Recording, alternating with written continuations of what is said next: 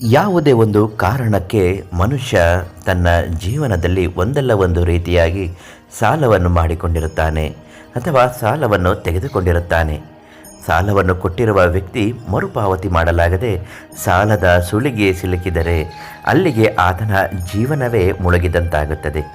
ಈ ರೀತಿ ಆಗಬಾರದು ಅಂದರೆ ಬಹಳ ಎಚ್ಚರಿಕೆಯಿಂದ ಇರಬೇಕು. ಗೊತ್ತಿದ್ದೋ ಗೊತ್ತಿಲ್ಲದೆಯೋ ಈಗಾಗಲೇ ಈ ಸಮಸ್ಯೆಗೆ ಸಿಲುಕಿ ನರಳುತ್ತಿದ್ದರೆ ನಾವು ಹೇಳುವ ಈ ಸುಲಭ ಉಪಾಯವನ್ನು ಮಾಡಿ. ಜ್ಯೋತಿಷ್ಯ ಶಾಸ್ತ್ರದಲ್ಲಿ ಸಾಲದ ನಿವಾರಣೆಗಾಗಿ ಅನೇಕ ಸ್ತೋತ್ರಗಳನ್ನು ತಿಳಿಸಲಾಗಿದೆ. ಈ ಪ್ರಕಾರವಾಗಿ ನಡೆದುಕೊಂಡಾಗ ಖಂಡಿತವಾಗಿಯೂ ಸಮಸ್ಯೆಯಿಂದ ಹೊರಬರಬಹುದು, ಆರ್ಥಿಕ ಪರಿಸ್ಥಿತಿ ಸರಿಪಡಿಸಿಕೊಳ್ಳಬಹುದು. ಯಾವ ಉಪಾಯ ಮತ್ತು ಪರಿಹಾರಗಳನ್ನು ತಿಳಿಸ್ಕೊಡ್ತೀವಿ. ವಿಡಿಯೋನ ಸಂಪೂರ್ಣವಾಗಿ ಕೊನೆ ತನಕ ನೋಡಿ. ನೀವಿನ್ನೂ ನಮ್ಮ ಅದೃಷ್ಟಧಾರೆ ಚಾನಲನ್ನು ಸಬ್ಸ್ಕ್ರೈಬ್ ಮಾಡಿಲ್ಲ ಅಂದರೆ ಮೊದಲು ಈ ಕೂಡಲೇ ಸಬ್ಸ್ಕ್ರೈಬ್ ಮಾಡಿ, ದಿವ್ಯ ದರ್ಶನ ಕಾರ್ಯಕ್ರಮಕ್ಕೆ ಒಂದು ಲೈಕ್ ಮಾಡಿ.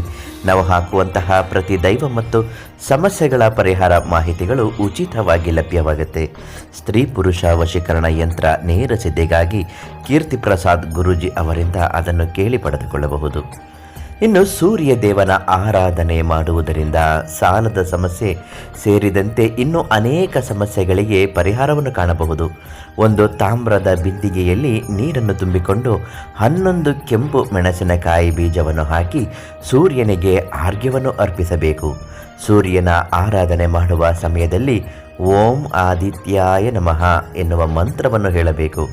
ನಿಮ್ಮ ಊರಿನಲ್ಲಿರುವ ವಿಷ್ಣು ದೇವಸ್ಥಾನಕ್ಕೆ ಅಥವಾ ವಿಷ್ಣುವಿನ ಅವತಾರದ ದೇವಸ್ಥಾನದಲ್ಲಿ ಒಂದು ವೀಳ್ಯದೆಲೆಯನ್ನು ಅರ್ಪಿಸಬೇಕು. ಅದು ಯಾವ ರೀತಿಯಾದಂತಹ ವೀಳ್ಯದೆಲೆ ಅಂದರೆ ದೊಡ್ಡದಾಗಿ ಅಗಲವಾಗಿರುವ ವೀಳ್ಯದೆಲೆಯ ಮೇಲೆ ನಿಮ್ಮ ಕಷ್ಟಗಳು, ಸಾಲದ ಮೊತ್ತವನ್ನು ಬರೆದು, ಯಾರಿಂದ ಯಾರಿಗೆ ಎಷ್ಟು ಸಾಲವನ್ನು ಕೊಟ್ಟಿರುತ್ತೇನೆ ಎಂದು ಬರೆದು ಅದನ್ನು ಆದಷ್ಟು ಬೇಗ ಹಿಂಪಡೆಯಬೇಕು ಎಂದು ಮನಸ್ಸಿನಲ್ಲಿ ಬೇಡಿಕೊಂಡು ಅದಕ್ಕೆ ಸುಣ್ಣವನ್ನು ಹಚ್ಚಿ ಅರಿಶಿಣದ ದಾರದಿಂದ ವೀಳ್ಯದೆಲೆಯನ್ನು ಚೆನ್ನಾಗಿ ಕಟ್ಟಿದ ನಂತರ ಭಕ್ತಿಯಿಂದ ಸಂಕಲ್ಪವನ್ನು ಮಾಡಬೇಕು.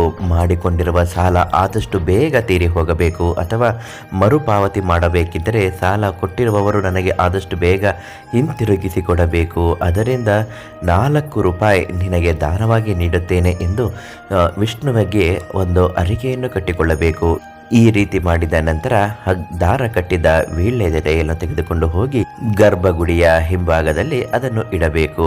ಇಟ್ಟು ಆದ ನಂತರ ನಿಮ್ಮ ಮನಸ್ಸಿನಲ್ಲಿರುವ ಕೋರಿಕೆಯನ್ನು ಗರ್ಭಗುಡಿಯ ಬೆನ್ನಿನಲ್ಲಿ ಹೋಗಿ ಭಕ್ತಿಯಿಂದ ಬೇಡಿಕೊಂಡು ಪ್ರಾರ್ಥಿಸಿಕೊಳ್ಳಬೇಕು. ಈ ರೀತಿ ಮಾಡಿ ನೋಡಿ, 7 ದಿನದೊಳಗೆ ನಿಮ್ಮ ಸಾಲಗಳು ತೀರಿ ಹೋಗುತ್ತದೆ. ಬರಬೇಕಾದ ಹಣ ಬಂದು ನಿಮ್ಮ ಕೈ ಸೇರುತ್ತದೆ. ವೀಳ್ಯದೆಲೆಯ ಈ ಪುಟ್ಟ ತಂತ್ರವನ್ನು ಮಾಡುವಾಗ ಪ್ರಧಾನ ತಾಂತ್ರಿಕ್ ಕೀರ್ತಿ ಪ್ರಸಾದ್ ಗುರೂಜಿ ಅವರಿಗೆ ಒಂದೇ ಒಂದು ಫೋನ್ ಕರೆ ಮಾಡಿ ಅವರಿಂದ ಮಾರ್ಗದರ್ಶನ ಪಡೆದು ಈ ಕೆಲಸವನ್ನು ಮಾಡಿ, ಇನ್ನು ಬೇಗನೆ ನಿಮಗೆ ಫಲ ಸಿಗುತ್ತದೆ. ಉಚಿತವಾಗಿ ನಿಮ್ಮ ಎಲ್ಲ ಸಮಸ್ಯೆಗೂ ಪರಿಹಾರವನ್ನು ತಿಳಿಸ್ತಾರೆ ಅಂತ ಹೇಳ್ತಾ ನಾಳೆ ಮತ್ತೊಂದು ಸಮಸ್ಯೆಗಳ ಪರಿಹಾರ ಮಾಹಿತಿಯನ್ನು ತಿಳಿಸ್ಕೊಡ್ತೀನಿ. ನಮ್ಮ ವಿಡಿಯೋಗಳನ್ನ ಸಬ್ಸ್ಕ್ರೈಬ್ ಮಾಡಿ, ಲೈಕ್ ಮಾಡಿ. ಓಂ ನಮೋ ನಾರಾಯಣಾಯ ನಮಃ ಅಂತ ಒಂದೇ ಒಂದು ಕಮೆಂಟ್ ಹಾಕಿ. ಎಲ್ರಿಗೂ ಒಳ್ಳೆಯದಾಗುತ್ತೆ.